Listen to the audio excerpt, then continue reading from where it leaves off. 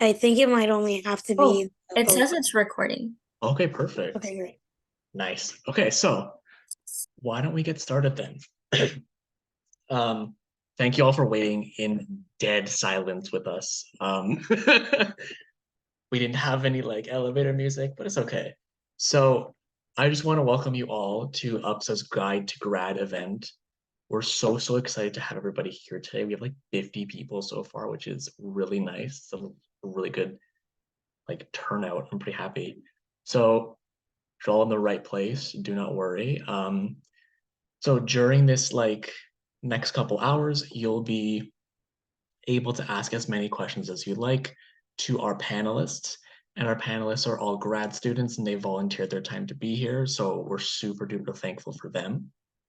So um, before we continue with like the event part, we do want to start with our land acknowledgement.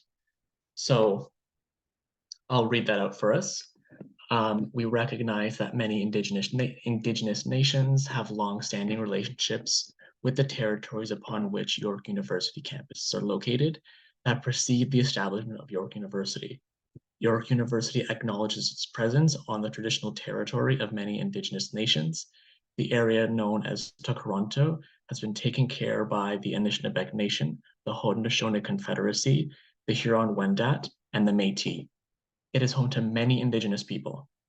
We acknowledge that the current treaty holders, the Mississaugas of the First Credit River, the First Credit Nation, sorry, this territory is subject to the Dish with One Spoon Wampum Belt Covenant, an agreement to peacefully share and take care of the Great Lake region.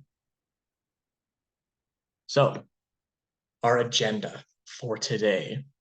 What we're going to do is like a little short and brief introduction about UPSA, which is us, for those of you who are just like unfamiliar with the club. And then we're going to do like a little presentation about how you can get involved with us. And then after that, like the bulk of the event tonight is what you came here for, the panelists and who they are as people. And then finally, we'll move on to like a frequently asked questions, and then the bulk being like the Q&A portion. So like we can engage with the speakers and everything like that. Now, before I talk about UPSA, I do want to make sure everybody knows like this is your opportunity to ask questions. So ask as much as you would like, but we do ask that you use like the raise hand feature on Zoom or put your questions in the chat, just so we can keep it like orderly, you know what I mean? But yeah, so what is UPSA? Who are we? Why are you here? UPSA stands for the Undergraduate Psychology Student Association. We're a student-led organization who provides academic, personal, and social support. We're affiliated with the Student Community and Leadership Development, which is SCLD, that's their acronym, as well as the York Federation of Students, um, and the undergraduate psychology department itself, and Calumet and Strong colleges as well. Strong colleges as well, sorry. So what we offer is peer mentoring services, which is um, it's like a way that we support first years transitioning into university. And that peer mentoring happens in either like one-on-one sessions or like group sessions sometimes. So we have peer mentoring. We also do peer tutoring, which is a free way for any student who want to sort of maybe get ahead in their courses, maybe not doing so well as they would like in their courses, just helping them achieve their academic goals in the psychology courses. And finally, we have the community relations and marketing departments, which really try to like get that sense of community going and that professional development through events like this. We do workshops as well, and also like daily content on our social medias. But so I will be quiet about UPSA for now, and we'll move on to our panelists. So this is exciting. So we're gonna do a little introduction right now for our amazing grad students who joined us today. So Maria, you're first up. Could you give us a little intro on yourself? Yeah, thank you. I'm happy to be here. I'm Maria. You have an introduction here on the screen, but stuff that you can't read. I did do my undergrad at York, so I was in your shoes at one point. So I'm happy to answer your questions, and I hope that my experience can help you.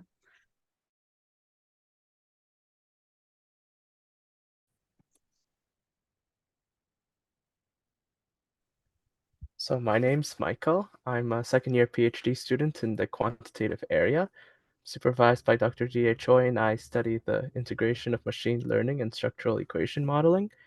A recurring theme of my style of data analysis is understanding what is highlighted and was obscured by a particular kind of analysis on a particular set of data. But anyways, without saying that, I'm very familiar with R, and I'm happy for anyone who wants to learn more about perhaps gaining the data analysis skills that are important for applying to grad school.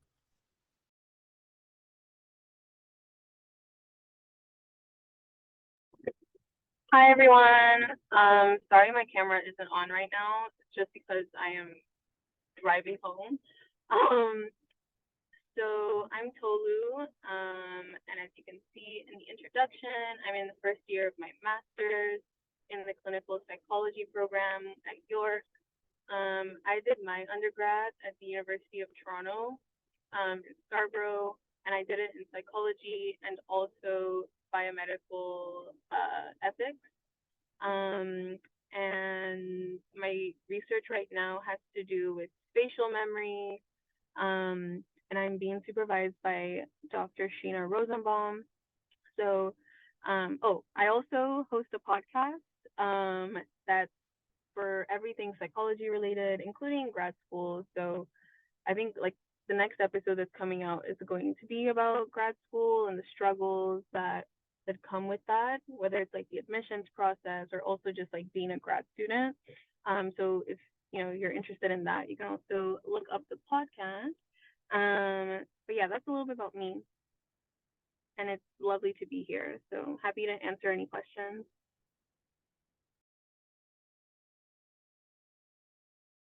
Hi, everyone. It's great to be here and great to be here sitting on this panel with a bunch of great panelists.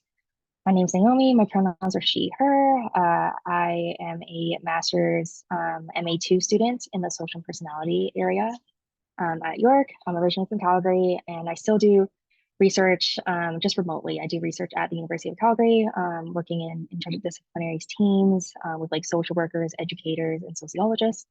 So I can speak more about like interdisciplinary research. I can also speak more about like sociology as a field of study, or just psychology in general, because I am here as a psychology student who does interdisciplinary research.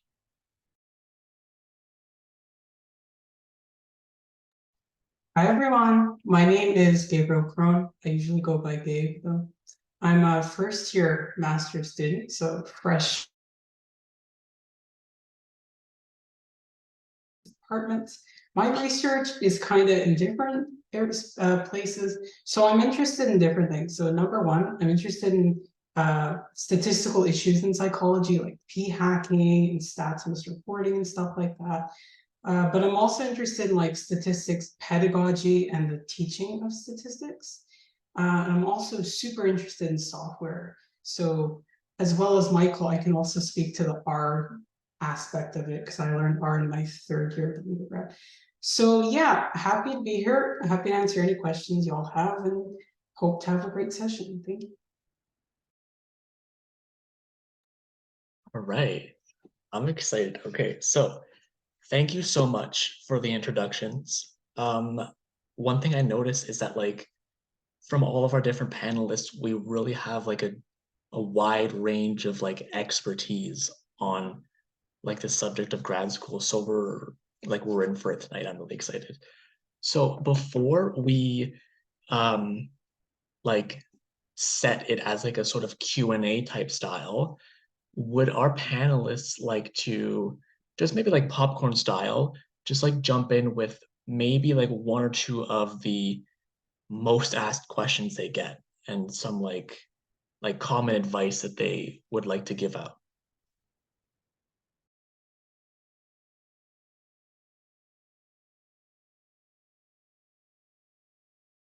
If we need a little inspiration, I could grab a couple of common questions that we have. So how are we feeling? I have one that I Yeah. constantly get asked, and that is, when do I start reaching out to potential supervisors for grad school? So typically the application cycles open in October, like middle of October, and they close December 1st. And so I have a bunch of students coming to me asking, okay, like the deadline to apply for grad school in psychology is December 1st for many programs. So when do I start reaching out to supervisors? And I would always just say, probably by like end of September, like once you're back in school or like the potential supervisors are back in school, definitely reach out, introduce yourself, and ask questions about their research, and also ask if they're going to take graduate students for the upcoming cycle.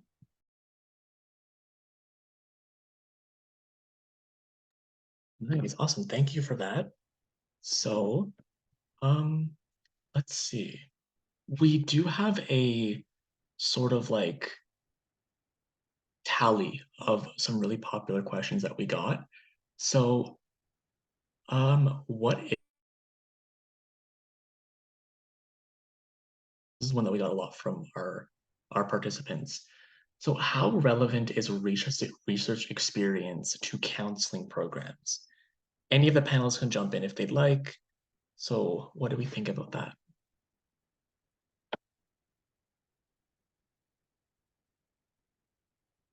I'm not a clinical or counseling person, but if I had to guess, I would say it's fairly important. As a counselor, I would assume in general there is going to be some sort of research component to it, but I can't really speak to any sort of specificity there because that's not really my area. So I recommend in general, checking out the program's requirements and seeing if that's something that they look for or prefer. And if so, it definitely doesn't hurt in any case, even if it's not required, because the skills you get when you do research are very helpful, I find. I think our clinical psychology member is rejoining, so perhaps it might be best to revisit this question. But I think something to keep in mind is that if you do a PhD in clinical psychology, you are still doing a research-based dissertation, and this requires a substantial amount of experience, and you have to like doing research. If you don't like doing research, you're going to have a lot of difficulties with the dissertation, and you do need the dissertation to become a clinical psychologist. I want to also add too, I think nowadays there's a lot of people applying to grad school, so I think things are just really competitive. But I have heard from like my previous professors at my undergrad that even if you're going into a counseling psychology program, it's still good to get research experience. And I even have a friend in the U of A counseling psychology program, and she finds that her research experience helps her get external grants, for example. So she's gotten SHRC, the fellowship for this year or for the next few years.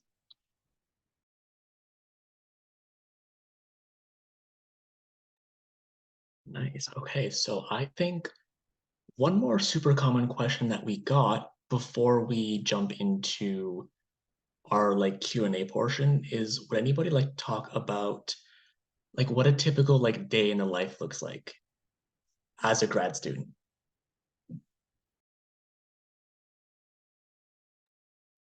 I'll jump in since I haven't really answered a question yet. One of the cool things about graduate school, maybe one of the benefits, but also, or advantages, but also one of the disadvantages, is you kind of get to structure your own time. And I remember when I first started, this was something that took a bit of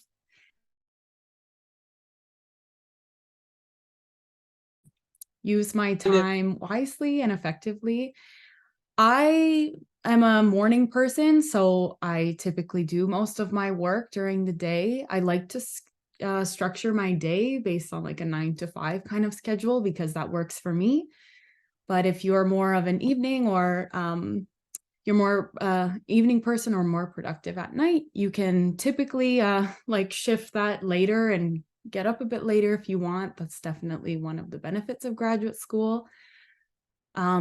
I spend a lot of time in meetings, I would say, and then I split my time between courses and research. So there is a lot on your plate that you have to manage, and it's kind of all up to you because your day is not structured for you like it kind of is an undergrad with the courses you have. Yeah, so it's flexible and sometimes it's busy and sometimes it's not. It depends. I think it can also be a lot of little things. There's a lot of little things that we have to do too, such as applying for grants, applying for funding for conferences, applying for conferences, creating posters for the conference. Lots of little things. Sometimes there's like periods of forms to fill out for the grad office. Yeah, just like lots of little things I find like very flexible, but definitely, yeah, very busy. I third the same ideas that were just shared. It's very different from undergrad. I can't emphasize that enough. It's really, really flexible, which can definitely be a double-edged sword. I'm the type of person, I like a lot of structure. People who like a very loose kind of style and kind of going with the flow kind of deal, it works really well for them. It's just if you like a lot of structure, it's important to like set tasks for yourself during the day. I never did that as an undergrad, but when I started the grad school, there's so many little things that need your attention at once. It's hard to like prioritize. So I think in general, it's always helpful to create just a list for yourself or like a to-do of the day and just making sure you go through that. Also, sometimes you work on like major projects like your thesis or a practicum, and it's harder to know as you progress because I like to see a continual progression. So it's helpful just to set this little to-do list and check it off. I find it very satisfying. So that's what I generally like to do. And in terms of structuring time, it's entirely in your hands. No one is kind of like your supervisor isn't gonna like knock on your door and say, "Hey, are you done this?" No, that's not gonna happen. It's all up to you. So I think just to reiterate what everyone's been is that you have a lot of free time, well, quote unquote free time, but you basically have to be your own manager. But the complexity is also that your supervisor is like the super manager, right? You have to really, your relationship with your supervisor is paramount throughout everything. And depending on how your supervisor is, that can definitely affect your graduate school experience. And depending on how hands-on or hands-off they are, that'll definitely affect the way you use your time. But I think something also to remember is that when people go to grad school, they're not always trying to get the same thing out of it. Some people, they're perhaps more interested in becoming clinician, and so then they might spend more time towards things oriented towards that. Some people are more interested in teaching and becoming a teaching professor after that. So then they'll spend more time with students and perhaps giving guest lectures, and perhaps they'll even volunteer to teach a course, right? There are no wrong answers. Everyone has sort of their different goals, and some people are still trying to find their goal. So it really depends on also the student themselves. But definitely, I think for most students, both the challenge and the benefit is that you really are your own manager.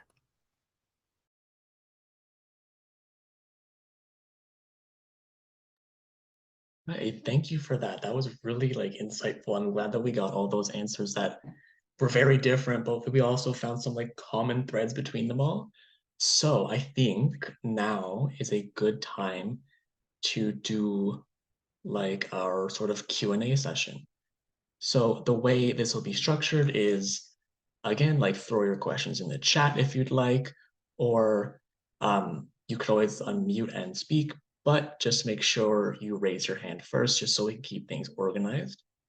So yeah, our participants, now is the time to ask whatever's whatever kind of questions you have.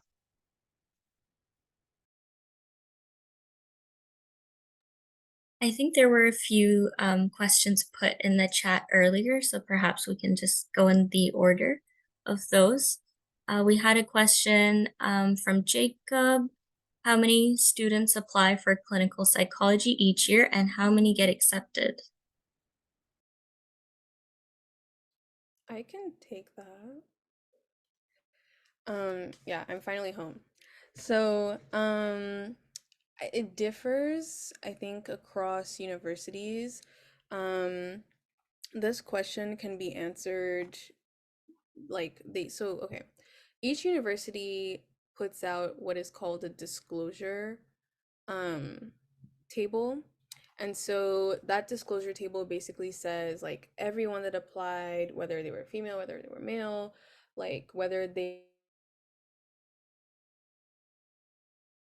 and right after Cool. undergrad or they took some time. And so that disclosure table will answer that question.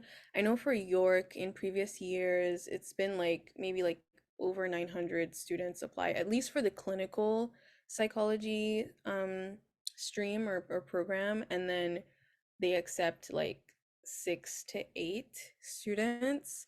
But the disclosure tables across universities, I think, would be able to answer that question precisely. Yeah.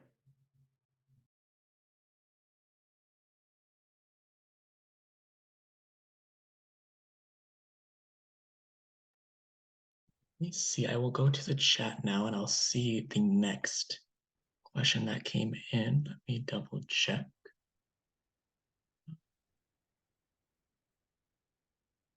So we have a question here saying, can I still get into grad school if I haven't done a thesis or IRP?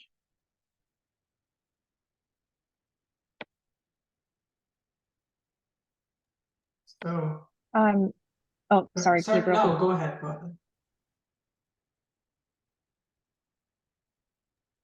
Okay, I'll go first. I Yeah, guess. go. I think you can definitely still go into grad school. It just depends what kind of grad school. I have a friend at the Yorkville Counseling Psychology program. It's like an online counseling program that's based in Toronto, but she does it remotely from Calgary.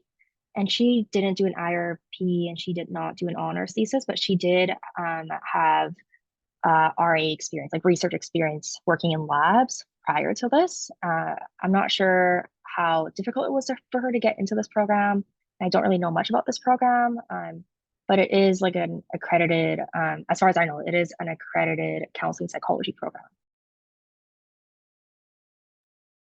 Yeah, so I was speaking to a mentee of mine about this. He said that he knew a TA who did something clinical-ish related, maybe counseling related, and she didn't end up doing like an honors thesis or stuff like that. So it's definitely possible, you know. At the end of the day, the final application you give is it's a very holistic thing. You look at all different types of things and they consider the package as a whole rather than just as like one piece. So regardless, you know, it's still very helpful to have those experiences. It will make the application stronger. But I don't think it's necessarily, you know, indicative. It's not like if you don't do, you would strengthen other parts of the application to, you know, balance it out or just make it stronger in general. That's what I would say.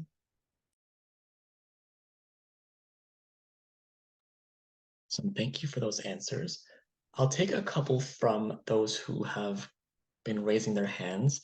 Now, forgive me if I mispronounce her name, but is it Yasmin? You've had your hand up for a little while. So if you'd like, you can unmute and go for it. Sure.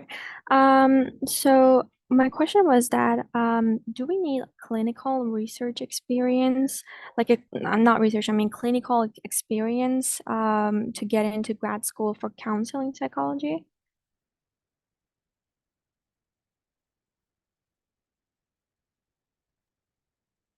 I think we did address this a little bit, but I'm hesitant to give a firm answer because I didn't apply to any counseling programs. So I'm not very knowledgeable on what exactly is required and what the application process is like.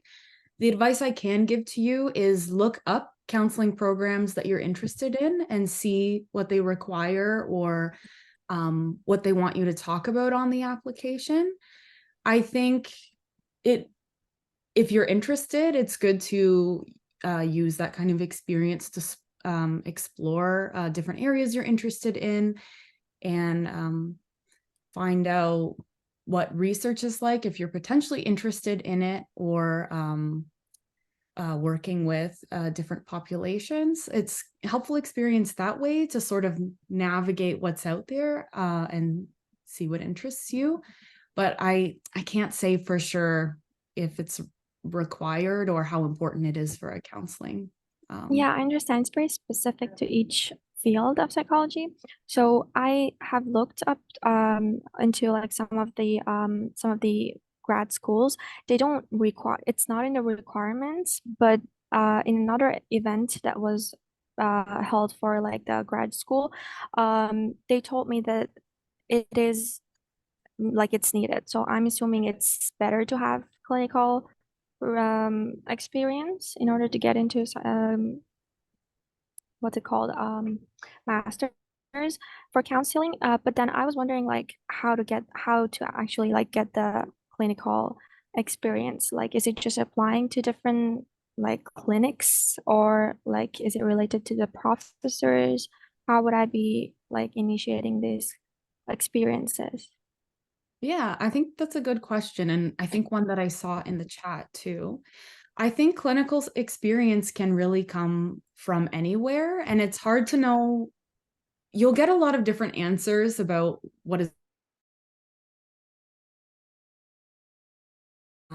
the professors that you're applying to or the programs you're applying to and the schools you're applying to. So there is a lot of variability. And like we've mentioned, these programs can be competitive too. So you want to focus on not just one area, you want to be like a well-rounded applicant and make sure that you kind of check off all the boxes that they're looking for.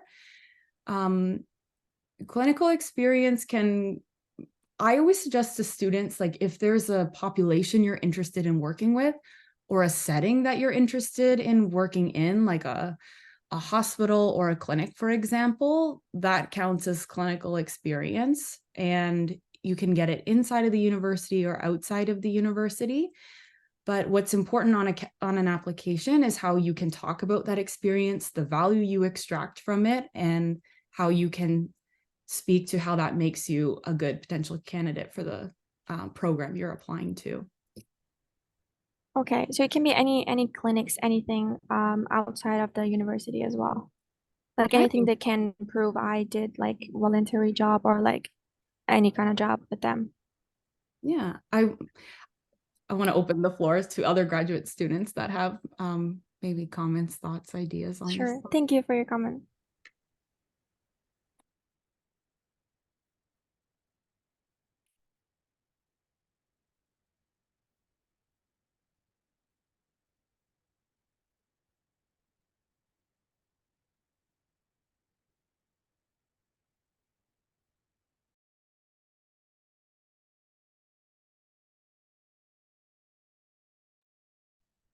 Okay, sorry, I thought I was unmuted, but I wasn't. Oh. So we have another hand up from Jacob. If you'd like to ask your question. Yes, please. In many of these Zoom sessions about graduate school, they talk a lot about clinical psychology. Everybody's asking questions about clinical psychology, but only 6 to 8 students get accepted out of 900. There's nothing to talk about.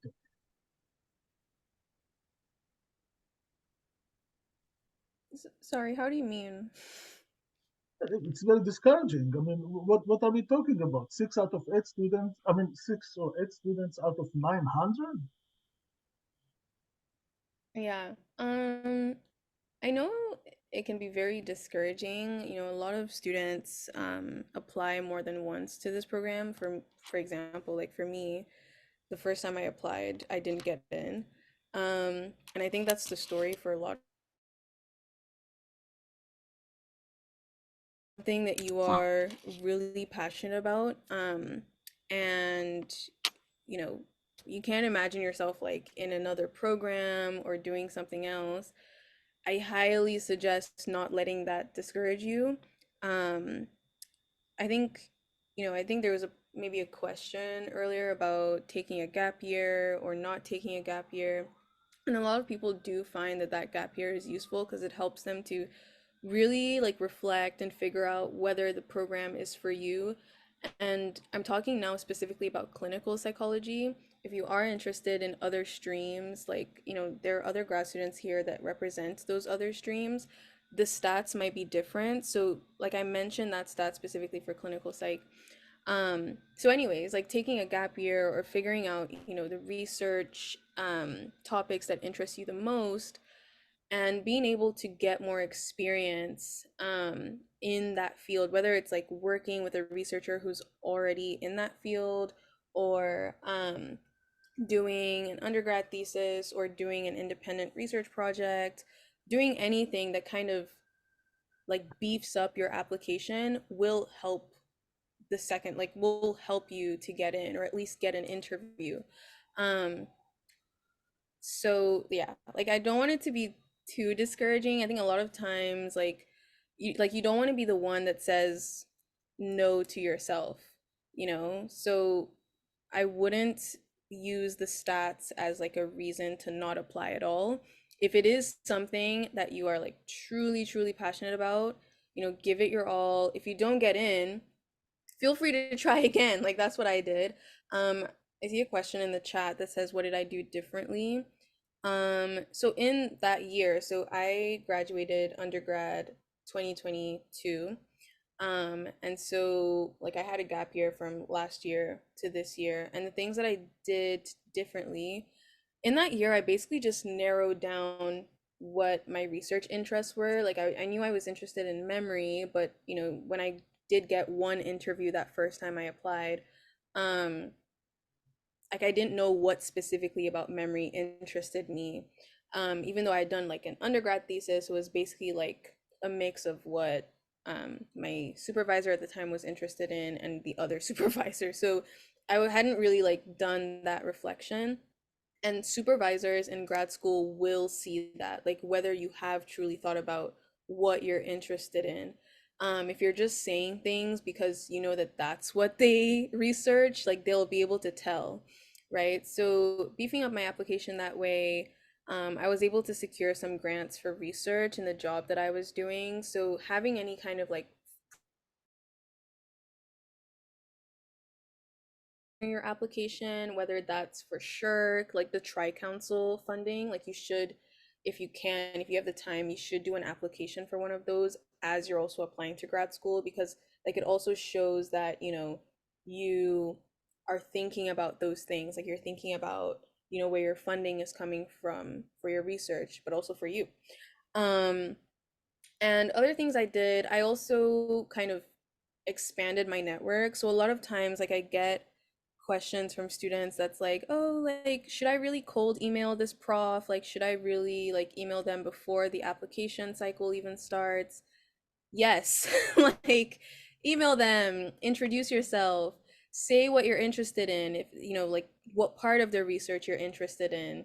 And sometimes they'll send you back this very automated email that's like, they don't look at any materials before the application cycle. That's fine. Like at least they, their name, like your name is now at least slightly familiar to them. So they'll at least know that you emailed beforehand. You can also email and say like, is there any way I can get like volunteer experience in your lab, or if there's any way I can be like a student in your lab, just like as an RA or anything. Some people even become lab managers before they apply to grad school. And so they have already this relationship with the supervisor, with the prof. Um, so those are a couple of the things that I would suggest, and also some of the things that I did to kind of like beef up my application for the second cycle. I know you mentioned a few of these things, but what is exactly their criteria of choosing 6 or 8 students out of 900? Yeah, so I think someone said in the chat already that it's a pretty holistic um applications like selection process. They're looking at, yes, your GPA, but they're also looking at your statement of interest, like how well have you truly reflected to say why you're interested in the program, why you're interested in those like research topics, why you're interested in working with the supervisors you want to work with. They're also looking at your references. So whether you have strong references, and I don't mean like who exactly your reference is, but what they're saying about you. And I know, like usually all these references are sent directly to the universities as opposed to, to you. So you don't really see them, but you want to pick someone that can truly speak to how well you would succeed in the program, not just how well you succeeded working with them. Does that make sense? So like you want to pick someone who will say like, this person does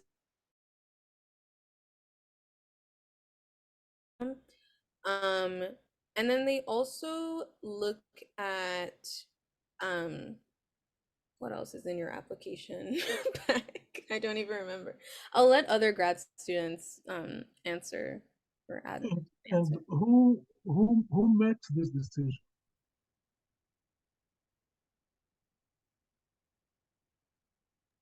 Can you repeat the question? Sorry. Yeah, who makes the decision which students will be accepted and which students will not be accepted? Well, first I'll say that in terms of the requirements or the criterion, it's like different between programs and universities. Sometimes there are a lot of similarities, but sometimes they focus on different things. But in clinical psychology or research psychology, you're also applying for a supervisor. You're applying to work with somebody. So they will also have different criteria that they're looking for and weight different parts of the application differently. So there are a few steps that or places your application sort of goes to. I think they have some like baseline criteria that the university would have, and then they send it to others at the university, including the people you've applied to. And ultimately, once your application goes to the people you apply to, they decide whether they want to make you an offer or not. Who are they? I just want to jump in really quickly. You apply to. I just want to jump in really quickly. Thank you, Jacob, for your questions. I just want to remind everybody to, when you raise your hand, try to keep it to one question, and then we'll come back to you if you have more afterwards. But just for the sake of time, I want to keep it going, and I want to thank both of our panelists for speaking on that, because like it is very easy to get bogged down in like whatever the stats say about the acceptance rates or whatever, but like these answers just now were really insightful on like how to really separate yourself from the other applicants and how to really like we were talking about, like beef up your application. So I think that was pretty good. I noticed a question in chat here that is pretty interesting to me, personally. So like it's coming from Naomi in the chat here. It's saying, how do master's/PhD students make a living while being a full-time student? And they also continue by saying, I read that some schools don't allow graduate students to work outside the institution. So like how do y'all support yourself while you're in school, This is an important question. Spoken more than you have. Sure, like everyone can jump in. It's very different for everyone. I know that at our graduate office definitely says like if you work outside of your TA position and like anything with like anything in York, you should just tell them. Some supervisors are like more receptive of this, some are not. But like it is a very important question, and I think it is something that we should definitely talk about more. For me personally, I have like paid research work at the University of Calgary. I have two positions there. So I get paid to do research as my part-time job. However, I will say not everyone does this. Some people work in like retail, for example, or at a coffee shop, and that's totally fine. It is also very tiring to constantly be doing research all the time at York for my own studies, and then also externally helping other people with their research. Um, and I think it's also important to, I guess, just kind of like be aware that like depending on the city that your graduate program that you're applying to is in, like for example, Toronto is very expensive. So when I was applying to grad school, I only applied to Toronto schools, and I knew that my partner was going to be coming with me. So I knew that some of my fees would be like split between us, but that's not a reality for most people. So like roommate situations are very common as well. Yeah, so it is something to consider. And I also always recommend that students, try to like take a year off after their undergrad too, to kind of to try to like save money, because external funding is also not guaranteed. And your graduate funding package, like your TA money and like your there's like a stipend.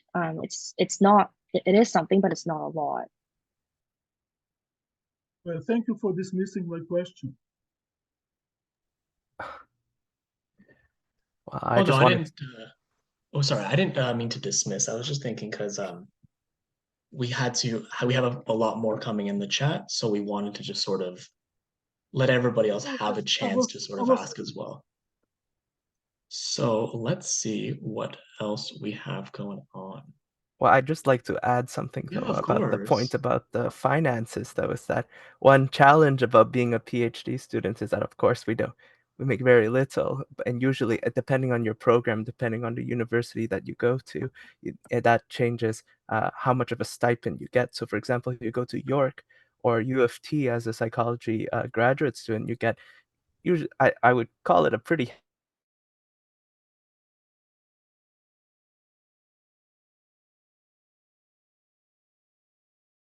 challenge though is that if you spend a lot of time working and things, I mean that's totally fine if that's something that you want to do, that you're also actually interested in. Also something that's important to keep in mind about a peculiarity about being a PhD student is that you're one of the only people on the planet who have so much time just to be able to think. Your professors are really busy. They have to teach courses, they got to manage students, they got to do all sorts of things, they got to apply to grants, and they got to do all sorts of, they got faculty meetings, my God. But as a PhD student, you're like one of the only people on the planet, who have really an opportunity to really just sit down and just think. And so if it's something you're interested in, you may want to revisit the basic assumptions of the field, because to revisit the basic assumptions of the field, you need to spend a lot of time. Those things that were settled, they were settled for a good reason, but sometimes perhaps they need to be revisited.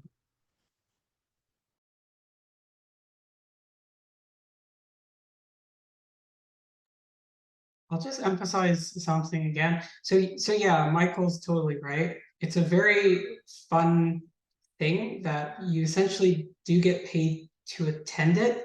The university often, I think all of the grad programs will provide some sort of funding package, and they'll explain it in the letter you would get. So it breaks down everything specifically and what the funds are going toward. So essentially, if you live in Toronto, away from home, and you have to pay rent and utilities and groceries and all that, it can be quite challenging for some grad students if they don't feel as if they're making enough money as part of their funding app. So some oftentimes do get, part-time work. I'm in a very fortunate situation in which I don't really have to worry too much about any of that, but it's not always the case with it every time. But just know as a grad student, you do get paid and there are certain funds allocated toward yourself. Also, did anyone mention like TAing yet? Okay, yeah, like so, you know, when you're a grad student, you also get the option to be a TA. Yeah, and you get paid for that too. So, um, you know, there's also that option if you don't get funding. So the way that works is like you do have your funding package, but you can also get external funding.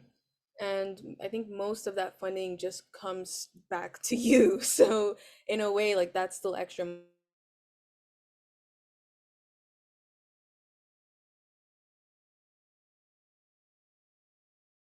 RA in their supervisor's lab. They also get paid for that.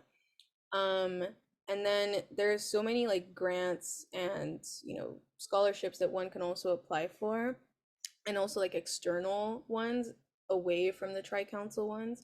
So like there are different opportunities to get that kind of funding. And then for some people, they will take on like part-time positions, just to make ends meet. I personally have one part-time job as a research assistant, but it's like less than 10 hours a week. Um, because I think they're like they also want you to be focused on like your research and not doing like a crazy amount of work outside of grad school. I just want to jump in and add something really quickly about, I guess, kind of like what we kind of all touched about or talked about. There's a difference between like a research-based graduate program where those typically are funded. And then there's like the course-based programs where sometimes you just won't get any money. So that's something to consider when you're applying for grad school as well.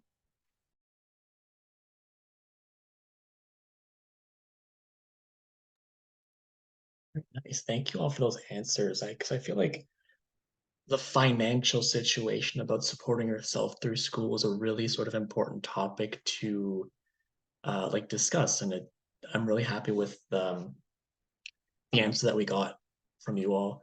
So as I'm reading the chat, I'm seeing a few questions about counseling programs, but we're not ignoring those questions.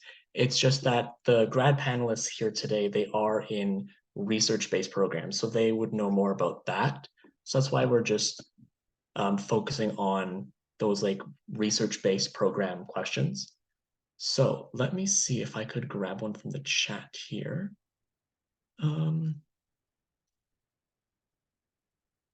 So a certain number of years after getting a bachelor's degree where you can apply for grad school. I know in another program, you only have 3 years from after you finish that you can try applying. And I think, Maria, you responded to that question a little bit in the chat there. But is there, at least from the programs that you all are in, are you aware of any sort of minimum requirements from the time you got your bachelor's degree? So personally, I've never really heard of a limitation to that. I know York's grad department.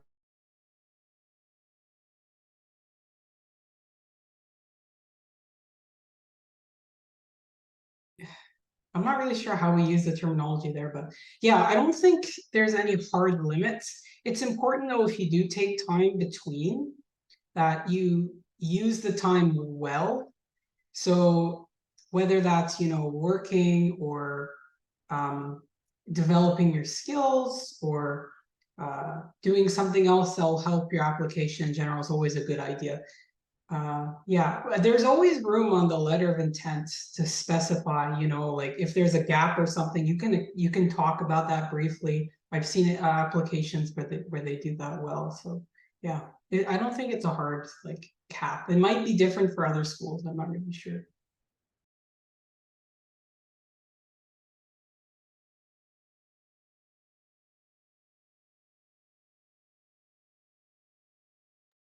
All right, awesome, thank you. I just wanted to bring that question up because that was something interesting that I didn't even know was even a thing that could be considered. So let me see here. Just scrolling through the chat and looking for some fun. Ooh, okay. So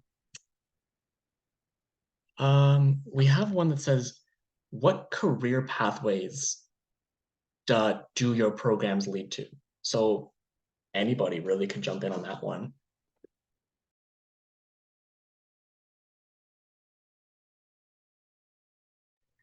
I'll jump in for the QM area so that we can make our area more popular. So, as a QM graduate student, if you graduate, I think you have some pretty good chances of getting into industry. You want to analyze data? Join QM. You want to do AI? Join QM, though you should definitely look for a supervisor that does ML.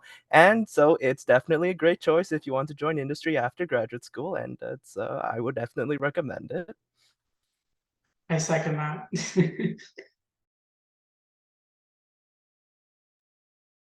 Honestly, I think this is a question that I still sort of ask. I feel like when I was in my undergrad, I was just thought that you could become a psychologist or what? Like, what else can you do? And I thought that the only way to get a job in psychology was either to do like an MA in counseling or do the MA PhD in like clinical psychology, but you really are learning a lot of valuable skills, especially in a research-based program that is valuable at a lot of different places, which I learned in my master's. Yeah, you can go into industry and help with research, like marketing type research, or helping to, improve product.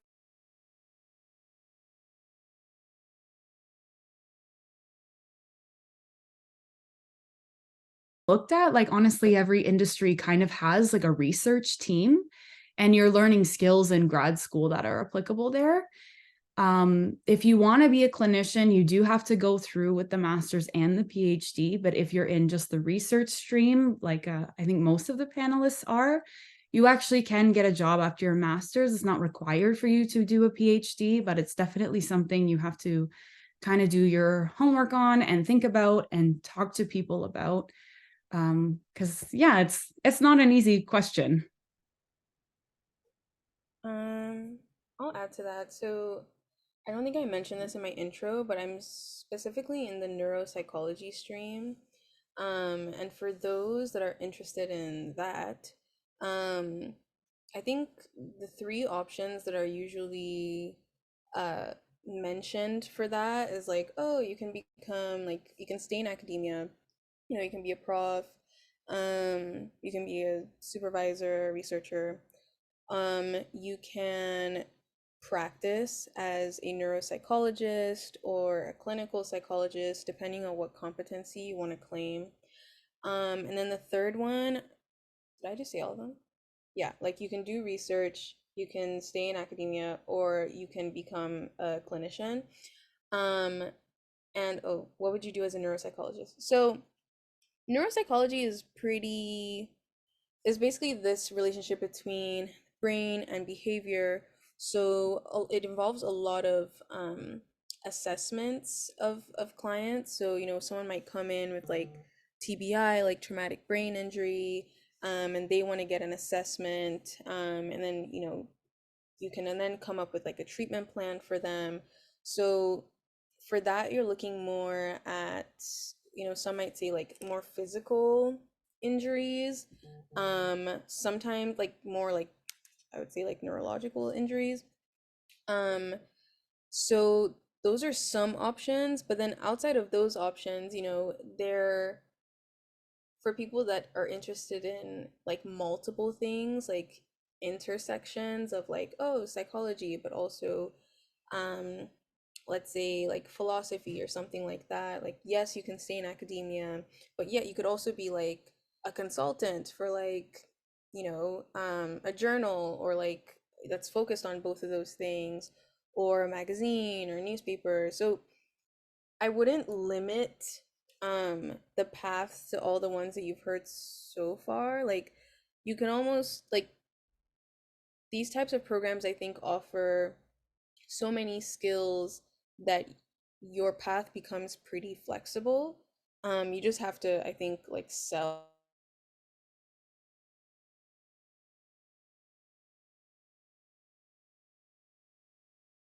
that interests them.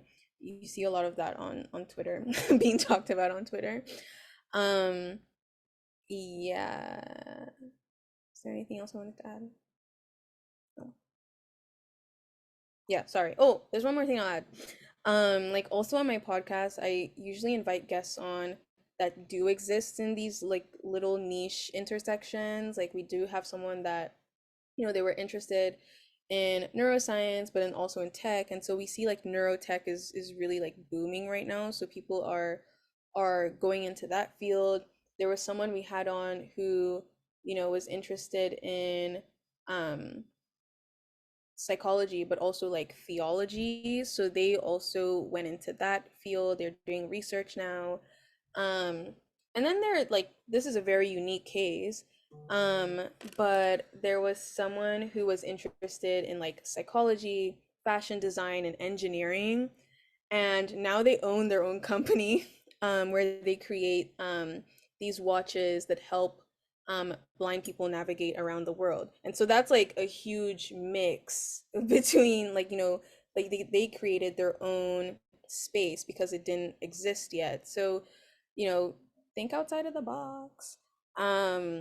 And like don't undersell yourself.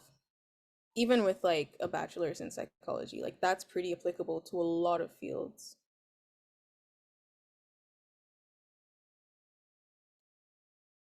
Nice. Thank you so much for those answers. We have a hand that's been raised for a while. Thank you so much for being patient. So I think that's Yasmin. Would you like to ask your question? Sure, no worries. So I was wondering if, so since considering I'm graduating from York, would I have a better chance at getting into York? Like also considering that I have like more, like all the requirements or most of the requirements, do I have like a better chances in like at getting into masters in York at York rather than other universities since I'm graduating from here? I think the short answer to that is no. It depends. I think if you build connections at York and you're applying to someone at York, like if you have that relationship with them, it might give you an advantage. I know that I've heard that there are profs that prefer not to take students from York and actually prefer to take students that have come from other universities. I think that's common across all universities, but it really depends. In my own experience, I did volunteer in Shayna Rosenbaum's lab, and then I applied to work with her.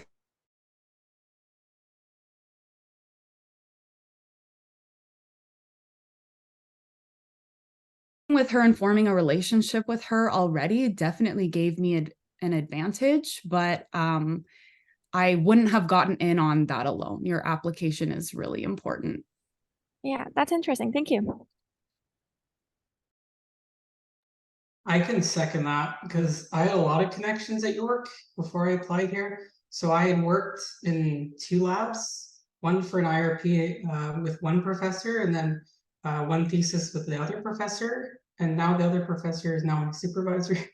So yeah, totally. It all depends on the connections you make. So, you know, all else being equal, if one university is York and one is something else, that they don't usually use that exclusively. It depends on like the context around it. So that's what I would say for that.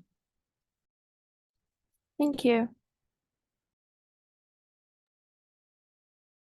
So on the topic of like sort of like preparing and sort of like getting in all of these things to apply, I see some people wondering here, like looking back to when you all were an undergrad, how would you recommend an undergraduate student to prepare for grad school?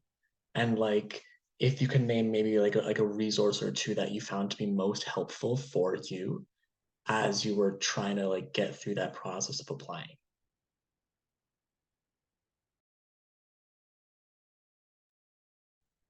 So this is not like a tangible resource that I think undergraduate students can use, but something for me that I found very beneficial are just my social connections. I've gotten lots of my questions answered about graduate school from older students who were currently applying to graduate school when I was in like third or fourth year, because I did 5 years for my undergrad.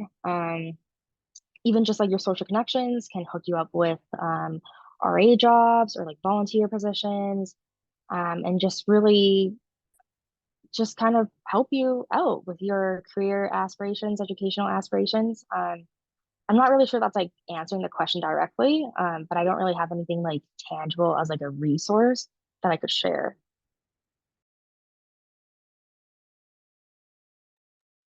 Think even if it's not like tangible, I think that still answers the question because it sort of emphasizes the importance of having those social connections. Because like you were saying, like it can be a really good help.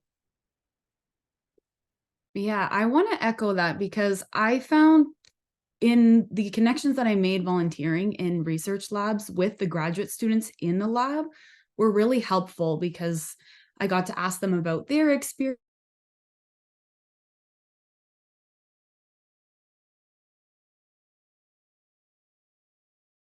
Honestly, talking to people and asking questions was really helpful. The other really helpful piece of advice that I got was to create a spreadsheet where you list like all the programs and schools you're interested in, and then you have multiple columns where you can organize that information so that you don't have to keep going back to the websites every time. It's a good way to just see all the information at once and even compare schools. So for example, I had the list of the universities and then the programs and then like how much tuition costs. Did they require the GRE, which was relevant at the time, which I think is becoming less and less relevant, but I remember it being relevant when I was applying. What supervisors I was interested in, which supervisors are actually taking students. And I really found that helpful so that I didn't have to keep referring back to the website. I could create a checklist of what to work on or what to include in the application. I found that really helpful. I mean, I'm going to point out the obvious. The actual websites that you go to get information on universities themselves, like the York website itself, it's funny. I hear a lot of people asking questions occasionally where it's like, just look at the York website. You know, it gives you all this excellent information. It has everything nicely laid out. It's pretty organized. If you're applying to other programs, the university websites they have are amazing too. They're usually pretty well laid out, but I'll be honest, some universities might be a bit trickier navigating, but still, nice resource to have. For me, York's PUMP program, which stands for Peer Undergrad Mentorship Program, I found that very, very helpful. So essentially what they do is that they pair you up with a mentor who already is in grad school. So they can give you all sorts of relevant advice and help with your application, or even like if you're in the exploratory phase of things. This is a promo for Pump, I guess, but that's okay. So yeah, I mean, Pump is great. York has career counseling. If you have lingering questions about, you know, what do I do after the master's degree or whether the master's degree is necessarily the right path, they were very helpful. I went to them once or twice just to solidify things. Yeah, that's what I would say for that. There's a lot of great resources out there.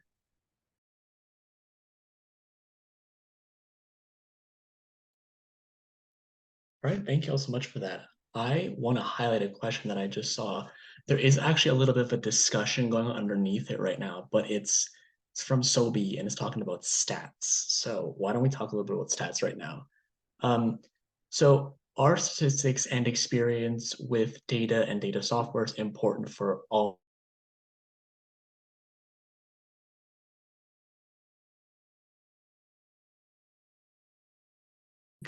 Stats is a good subject to bring up, you know, because it can be a little bit intimidating. I'll start. Well, As we know, psychology, you can basically call it a social science, and as a social science, you will be collecting data on a lot of different people, or not, if not comparing different people, it'll be the same person over a lot of time. Naturally, this poses challenges in terms of how you analyze the data, and so historically, statistics has been a very important part of doing psychological research. Because completing a dissertation involves a lot of research, statistics is going to be a important component of that. And your supervisor is definitely, well, I mean, if it'll always be important for them that you can complete your research, right? That you can complete your dissertation, that you can basically be a good researcher. That's always going to be a consideration for them. I mean, something you have to remember about all these things about, your CV and all of the extracurriculars you do and everything you do for that is that for a lot of them, because their goal is to get you to complete your dissertation basically as soon as possible, the better you show, it doesn't really matter how long, but the better you show that your promise as a researcher, the more likely you are to get in, because the point for a lot of these things is to do research. Of course, for clinical, it's a bit different, but for everything else, you are a researcher, right? And so your ability to do research is what's important. Different professors obviously have different emphasis on statistics, and some researchers, they do qualitative things. Nothing wrong with that, but it's just a different approach, and perhaps they might not need the kind of statistics that other people do. So it really depends on the area that you're going into.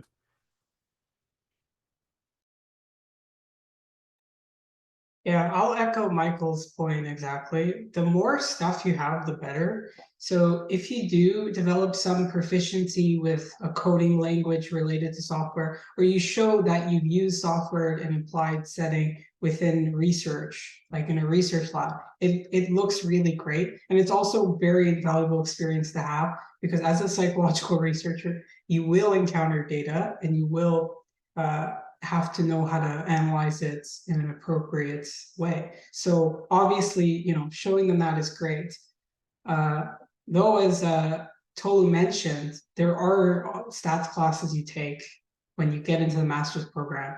So the point still stands, it's just really nice to have, I would say.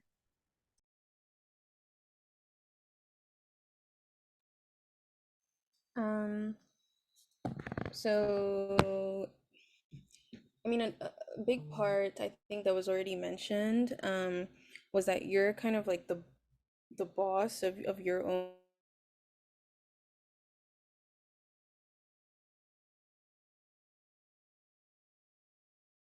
for for your research. Like you have to be able to know how to do that. And so I think sometimes sometimes like supervisors might see that as an advantage, that they don't have to like take you through that process, or you don't have to be learning from scratch. And so with psychology anyway, like I think, at least I know at UTSC, like the stats courses were mandatory for the program. I don't know about York. um but so yeah, like having at least that basic understanding of like t-tests, ANOVAs. You don't need to know how to like code. It's helpful, and it acts as a plus if you know how to use like our studio, SPSS. Like you don't even need to be going like too crazy. It's still seen as a plus in your application, especially if that supervisor is very like they place a lot of weight on you knowing how to do your analyses. Like there are some supervisors that are like, they want you, or like they need you to know how to use a specific program because that's what they use in their lab. So those are just things to look into. Like you can have that conversation with the supervisor when the time's right.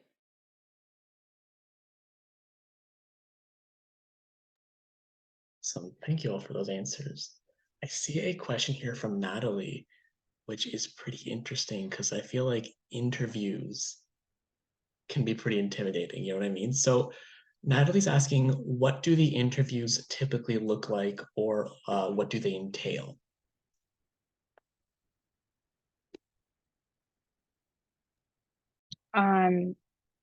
Gabriel, go first. Thanks. So I did one interview. So that's the experience I'm drawing on. Essentially, it would depend on the school, the kind of questions they ask. I had a case where I knew the person I was being interviewed by because I'd worked with her for like 2 years. So we were very familiar with each other and it was super, super casual. And essentially all it consists of is just asking questions that pertain to knowing you on a level that goes beyond your letter of intent. The whole point of the interview is after you submit all this stuff, so your letters and your CV, they have all of this, but all they have is you on paper. So the point of the interview is to personalize yourself essentially and to show who you are through a brief interaction, usually with the potential supervisors. I've heard sometimes you interview with multiple people just to get more of a feel. I didn't interview for York. I don't really know why, but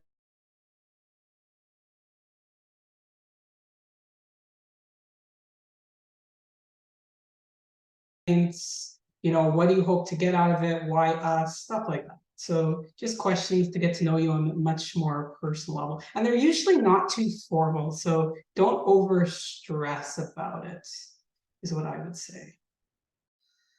Okay, I feel like that depends on the supervisor because Yeah, that would, that's the first time I applied, the interview was so like I was cracking jokes, I was like trying to keep it lighthearted, straight face. And they were just like going through the questions. So I think like obviously come prepared for something that's like going to be asking about, your experiences, um, your skills, whether that's like your research skills, your data analysis skills. Um, and I think all in all, I've had uh three or no, I think I've had 4 interviews. And it honestly differs from supervisor to supervisor. Some of the interviews I've had have been very informal. I got interviewed at TMU, and their interview, like they have 2 that occur. So the first one is just like a general one, usually by the supervisor you're interested in working it with. And then the second one is like if you're interested in clinical psych, is a clinical interview. And that goes deeper into like, what kind of methodology or approaches are you interested in? Is it like CBT, DBT? If you've already like had exposure to that, they sometimes will take you through a case study just to see how you are when it comes to ethics. And they did that to me, and it felt like a therapy session. They basically give you this case where it's like you are having to deal with a difficult scenario, and then they want to see like your steps, like how you work through that scenario, just to see how I guess you would be as a clinician. um yeah, so I would just say like come prepared for anything. If it's a clinical interview, definitely come prepared for a clinical interview. Like come having an idea of what kind of approaches do interest you. If it's just a general interview, be able to speak very strongly about the experiences that you've had, why you're interested in the research that you say you're interested in, and even like be able to propose like a research question you would like to study.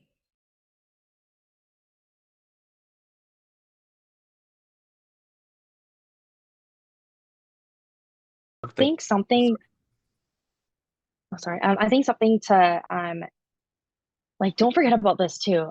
When you're interviewing with a potential supervisor, it's also for you to know if you like them as a supervisor. So I interviewed with 2 people, one at York and one at TMU.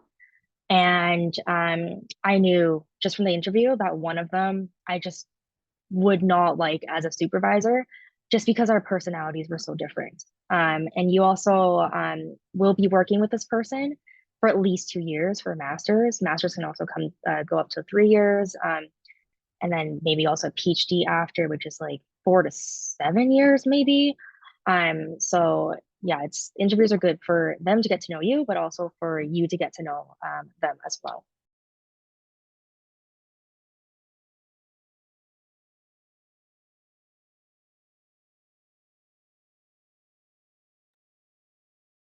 All right. I like that was a good discussion. That was really good. I think interviews are something that can really, like, rightfully stress some people out. And I'm really happy about the way that you all addressed that. So that's really great. So I am scrolling through the chat and I see one from Nicole, and she asks, do you suggest taking a gap year in between undergrad and graduate school? And maybe as well, like, if so, what would you all recommend doing in that gap year?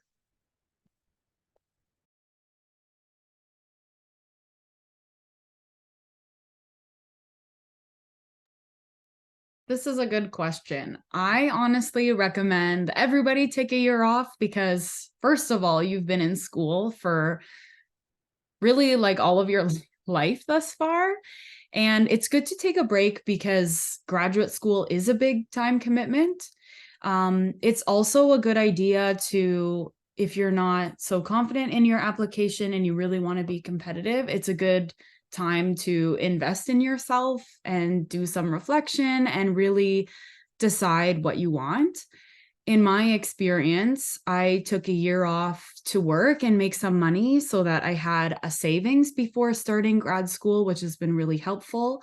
I also used this time to get more research experience because I could devote more time to research labs when I wasn't taking 5 courses at the same time. I did continue on in the 3 research labs I was working in when I was an undergrad. So you can definitely continue on even if you're not a student. One of those positions was paid, although there are some things you don't have access to if you're not a student, like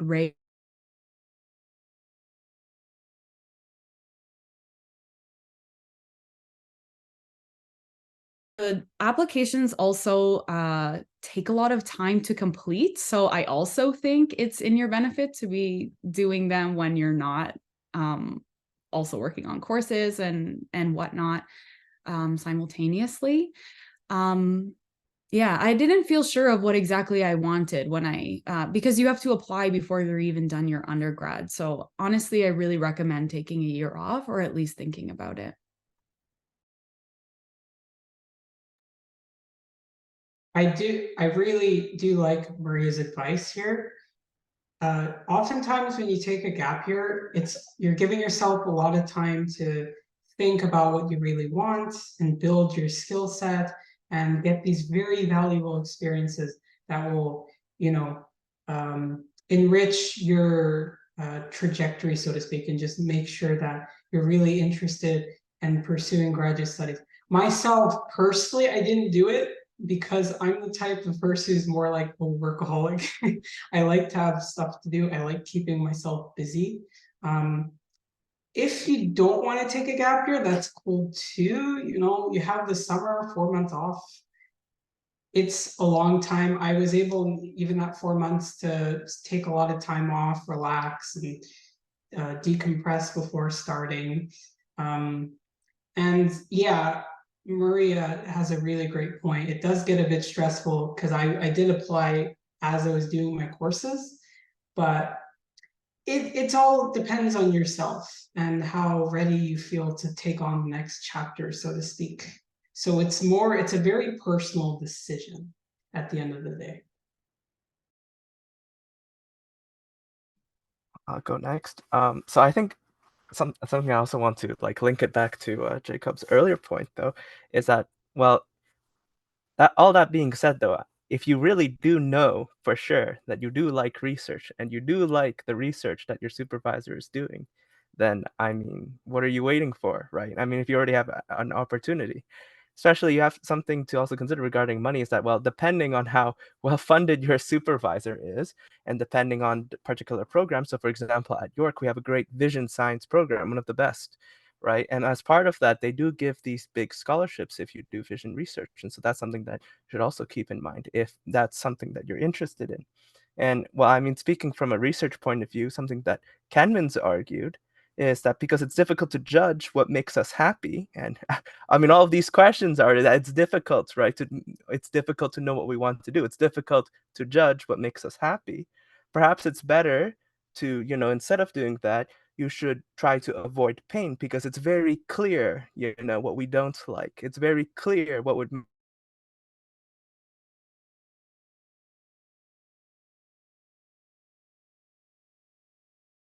do. If you realize you don't like research, you're going to be in a hell of a time doing this, right? Like, it'll be very painful.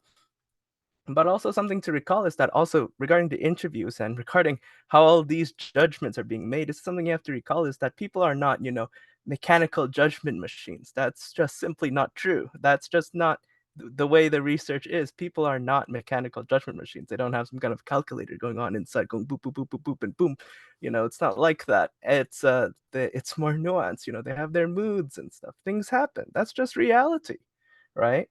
But also, you don't have to be a clinician to help people, right? You don't have to be a clinician to make an impact on people, and we can't have an army of clinicians to solve all the problems in the world. So I think that hopefully sufficiently addresses Jacob's earlier question.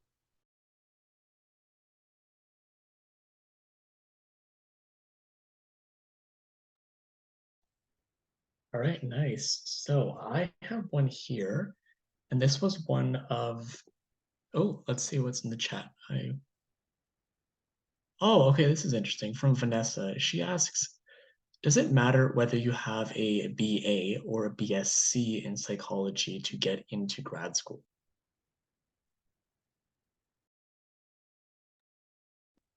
This was definitely a question I had. And even when I was applying to my undergrad, I wasn't sure whether to do a BA or BSc in psychology and what that meant. And honestly, I don't think it matters. Like I'm not sure if there are professors out there who necessarily care about this. I guess it kind of depends on what you're applying to and who you're applying to. But I think what matters is like the courses you take and like how you can speak to your experience and what you've learned and what kind of labs you've worked in and like the research you were working on in that lab. For me, having a BSc versus a BA didn't make a difference.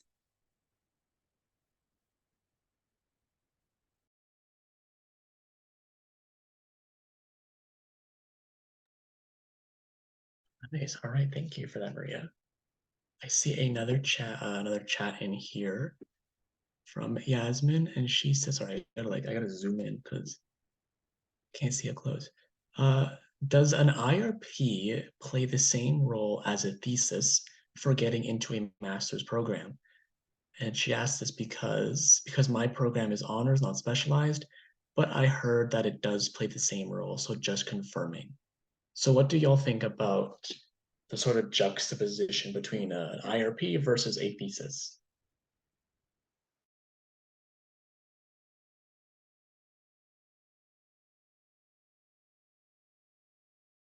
They're different things and different for different reasons. So an IRP is usually much briefer than a thesis, and it's usually much more connected to something going on in the lab.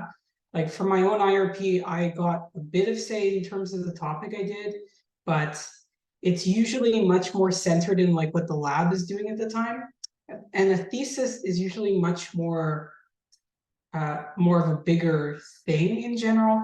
I don't really know how it necessarily translates to, what helps out more, or if there's necessarily this comparability. I think, if you can do a thesis, great. If you can, that's okay too. An IRP helps a lot in showing that you can do your own individual work and that you went through the process of doing a research project. I think they both look nice in certain ways. I don't think that necessarily one is like far, superior or something like that. I just think they're both good. Like one thing I'll say about that is the main point of a thesis, or the reason why these things are important anyway, is because that's exactly what the program is about. It's you taking this one idea, this one question you have, and being able to critically, like, you know, review literature, figure out what your hypothesis is, and then come up with, an experimental paradigm that you want to use to test that question out. And then you want to be able to use your writing skills to put together a manuscript and then maybe even possibly publish it.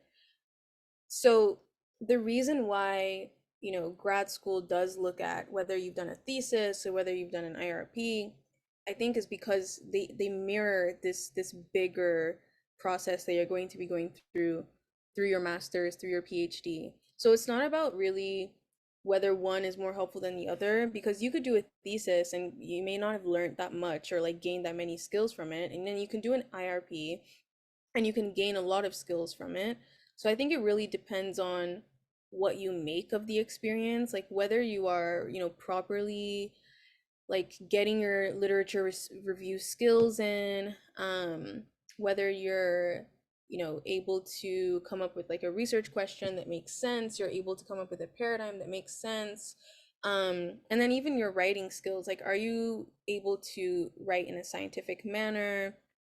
You know, other experiences also lend to these types of skill development. So, for example, like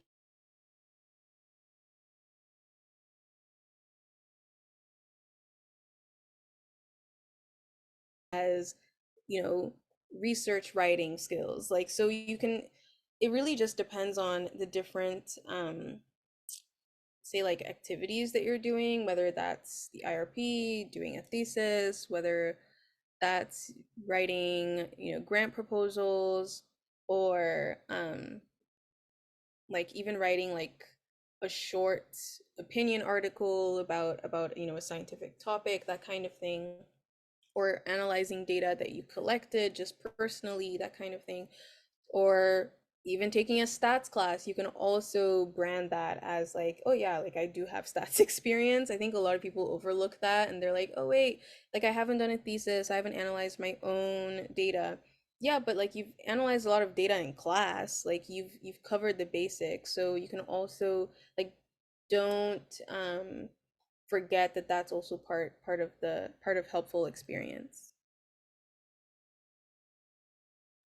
Add on to that, there are actually other things you can do on top of that. Like York just got new what are called concentrations, where essentially you take a certain number of courses, then you get this like digital badge you can put in your CV. I guess it looks nice for sure if you get more, concentrated areas of research. And then there's also certificates you can get with your diploma, which also look nice. So there's stuff you can do beyond the thesis if your university might not offer that. Because I know some have like those kind of things. At least York does. So I just want to mention that too.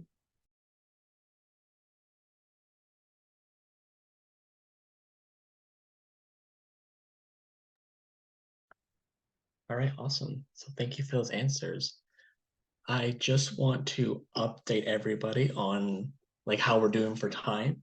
So we're at 7:35. We're going to continue with the like the Q&A part until about 7:50, and then we'll wrap it up and then we'll head out.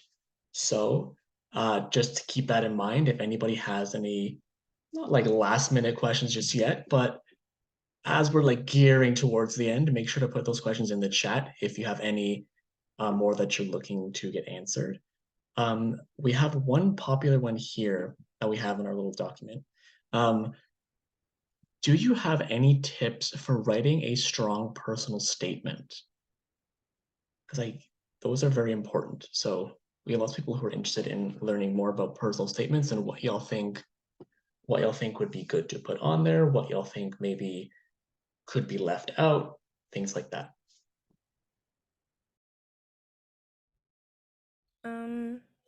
So I know for me,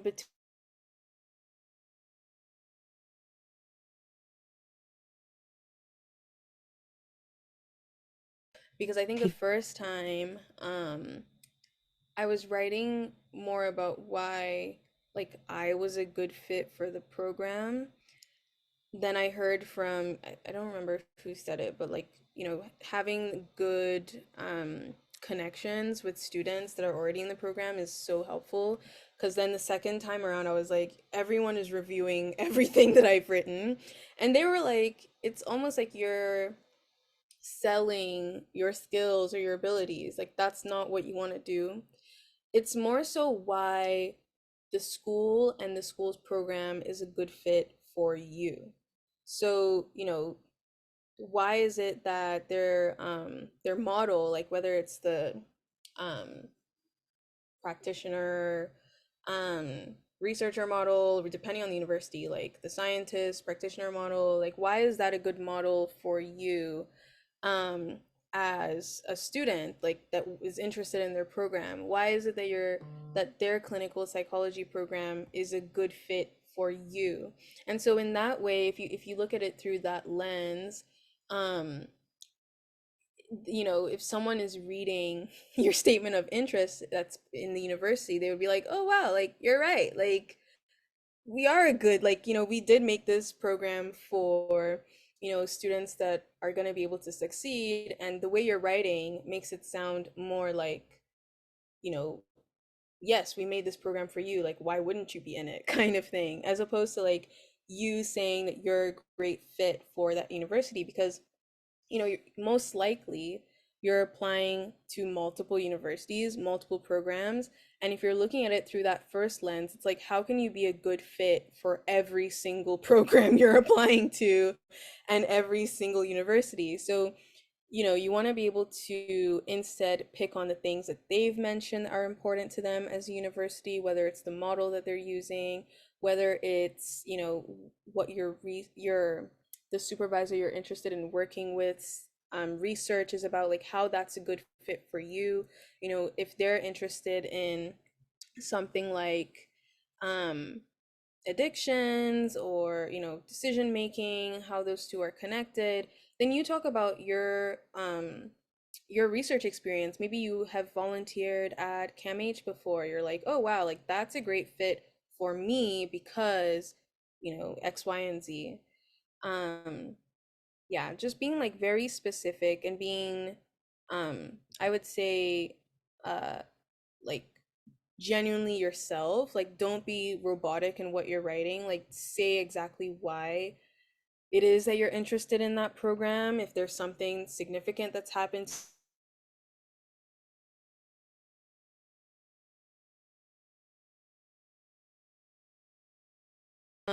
in the letter, so that they can also kind of like see your where your passion is coming from.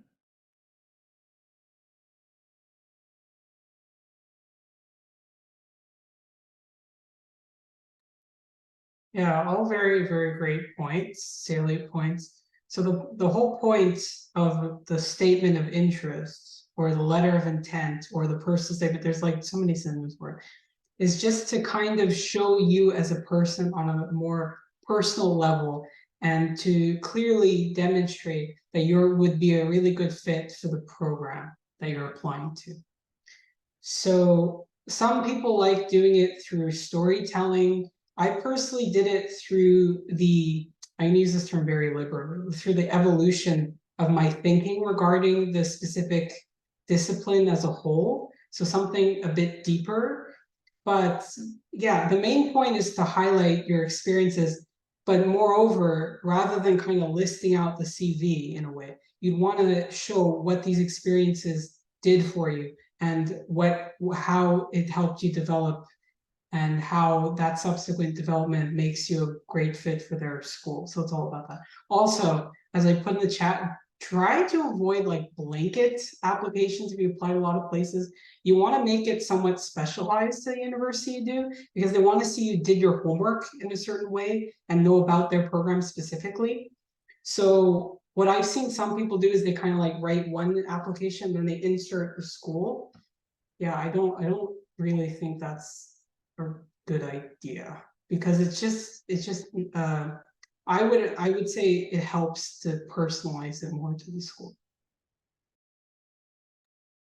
Yeah, I just want to echo every word that Gabriel just said, but specifically when he mentioned how it sort of complements your CV, like the people reading your application will have access to all of those things you submitted. So the personal statement is really your chance to go beyond that and tell your story and integrate all those things, but beyond what you've already provided them with. There are tons of videos on YouTube and like things you can read about how to write a good personal statement, which are helpful. You can also go to the graduate office at York and read personal statements written by people who are graduate students at York. You can go there and ask to read them. You can't like take pictures of them or like take them with you or anything, but I went there, read them, and like took notes on my phone of things that stood out to me, or I don't know, points that they made or things that they did.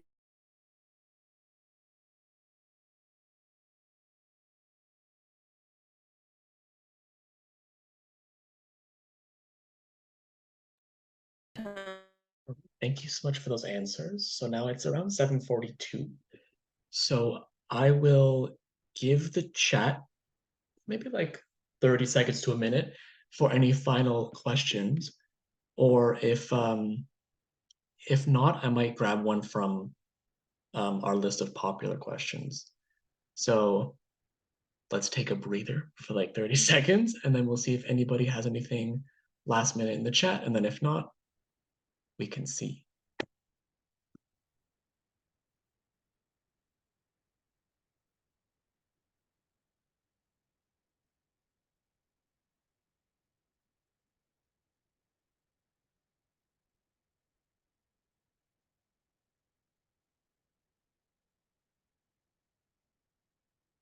Alrighty, so, okay, so Vanessa is in the chat and she is saying, I'm in 4th year and have no research experience. So how would somebody in her shoes go about getting research experience? Like maybe some best tips, best practices, things like that.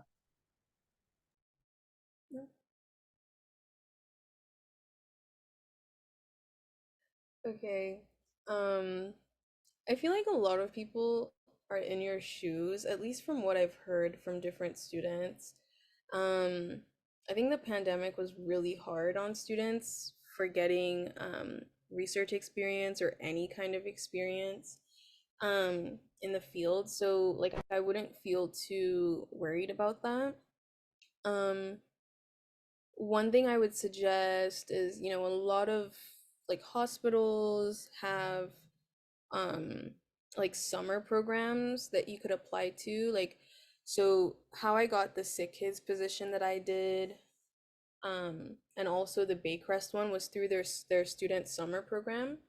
And I think for some of those, like you can also be a recent graduate.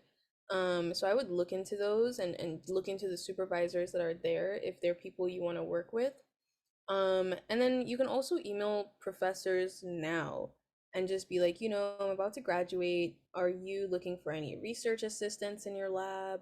Or even like volunteer opportunities in their labs.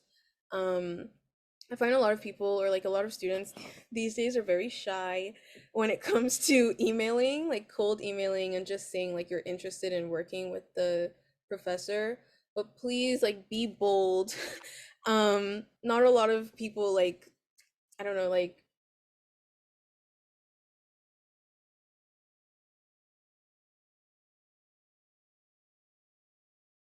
the best thing to do is just put your best foot forward. Um, yeah, that's all I'll say for now.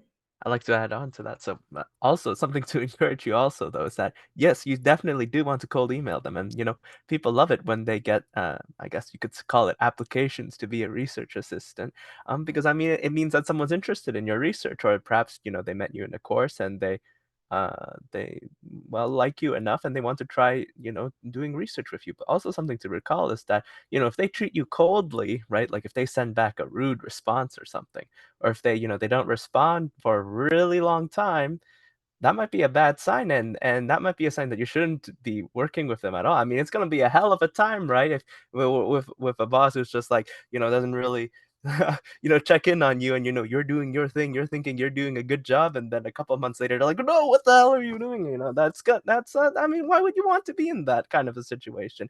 And if they treat you coldly, like, why would you want to work with that person? And this person who you're going to be, volunteering with and getting research experience, I mean, they sort of have to certify your research experience, right? They got to write a reference letter for you when you apply to graduate school. If you got a bad relationship with them, I mean, how strong of a letter are they going to write?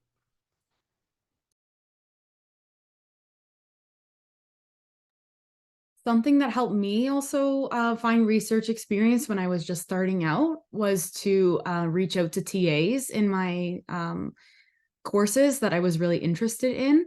I found that TAs were more approachable and more likely to, I guess, get back to me than professors were. I definitely still recommend reaching out to professors, but don't be discouraged if they don't reply. You can send up follow-up emails. That's okay too. Sometimes their inbox is so overloaded, you might slip under their radar. The other thing I did was look outside of the university for options. I looked up like local volunteer networks and tried to find something that was interesting to me or I thought could be relevant. I did volunteer at a mental health facility in the city I lived in. So I found that really helpful. And the benefit of being in Toronto or the GTA is in a bigger city, you have a lot more opportunities that way. I lived in a smaller city. But yeah, look inside and outside of the university. I'll add too, LinkedIn has been very beneficial for me in getting RA experiences, which two of them I'm still involved in from LinkedIn. You can also definitely look at other institutions as well. Like I did not go to the University of Calgary.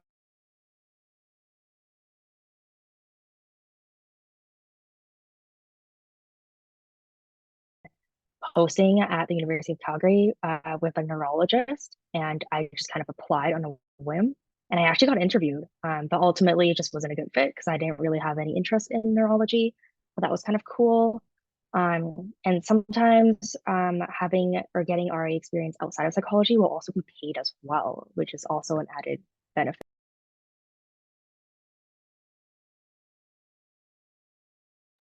Also, a trick I learned. I don't know if it always works, but if you're really interested in the research, read a paper or two, and then talk about what you thought of their own research. And that shows that you're not only familiar with what they study, but that you've taken the initiative to learn more about what they do. And that shows very implicitly that you might be a good fit for the lab to them. It might be helpful. Obviously, if their research is on something that you don't understand super, super well, then you might not want to use this, but if you're really interested in their work, I think they'd find it flattering. I've done it a few times, and yeah, I think it helped. I would echo that.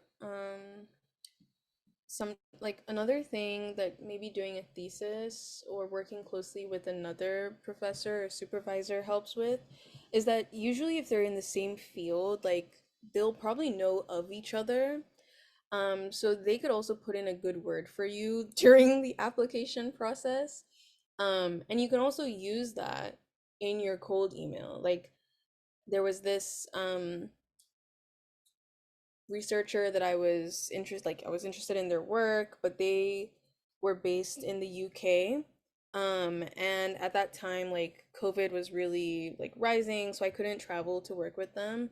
And they were like, oh, like, why don't you reach out to this other person who I believe is based in Toronto? And so in my cold email to that researcher, who is like my current boss now, I emailed him being like, oh, like I was referred by this other person to you. Or you can just say like my supervisor is this person and they've, mentioned your work. They've mentioned your work a lot, and I really think that, our research interests align, that kind of thing. So again, with your connections, it doesn't have to be social, but even your professional connections can go a long way.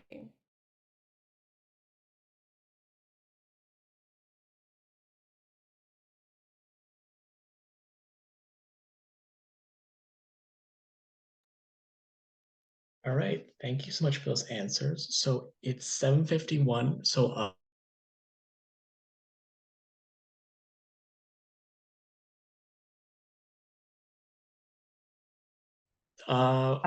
two things, or maybe three things before we go. If everyone's okay with that, we would just like to take a little Zoom photo. So all we would have to do for that is we'll just stop our screen sharing, and then I'll give us a little cue, and then we'll all smile and wave and look into our cameras for like 10 seconds, and it'll be awkward, but it'll be cute when we take the screenshots. So let's see. Let's see. Okay, so all right. Nicole is going to take a bunch of screenshots for us of all of the people here. So if you'd like to be in the Zoom picture, please turn on your cameras. And if you aren't comfortable with that, it's okay, don't worry. Just shut your cameras off. So let's all smile and wave for like 10 seconds, and I'll bring us back right after. All right. This is so nice. Yeah, say cheese. That's great. I love that.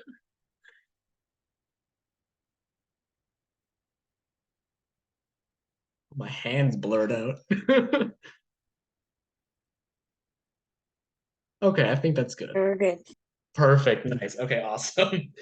So now, just a couple things before we go. Well, okay, most important thing, obviously, I want to thank all of our panelists for taking the time out of their days to come and speak to us. And I also want to thank the attendees for coming out and joining us. I think we had a really great conversation here tonight. There was a lot of really insightful questions and a lot of really detailed and insightful answers. So thank you all for that so much. Before we go, just a little plug for UPSA is we have an upcoming event called Meet the Profs on November the 8th. That's a really good opportunity to come down and talk to psychology profs, get some questions answered. And also UPSA's social media. I would give Instagram a follow. It's just UPSA York U. And that's how you can sort of stay up to date with UPSA stuff. And if any of the panelists want to plug anything, please.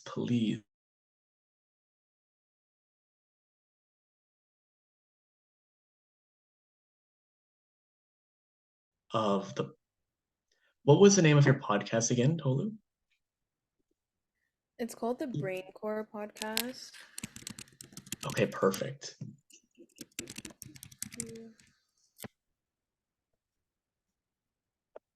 Yeah, it's on Spotify, Apple Podcasts, Google Podcasts, I think as well. Yes, oh my gosh, true. I just got a message from what's it called? From an UPSA person, Niku, saying to thank Pump as well. So yeah, that's our little feedback form there. If you all want to fill it out and just sort of tell us how we did, any improvements for next time. So Yeah, yeah, sorry. Just to jump in real quick, yeah, thank of you so course, much. of course. Sorry. Thank you so much to Pump for providing us with panelists. There's such a great resource for people who are interested in graduate school, and definitely check out. They have so many resources, and it's super helpful. So thank you guys so much for coming and again taking the time out of your day. We really appreciate it. 100%. Yeah, that was such an insightful couple hours. So one final thank you to the panelists. You all did it amazing. Thank you so much. But yeah, we're all free to go. I hope everyone enjoys their night. And yeah.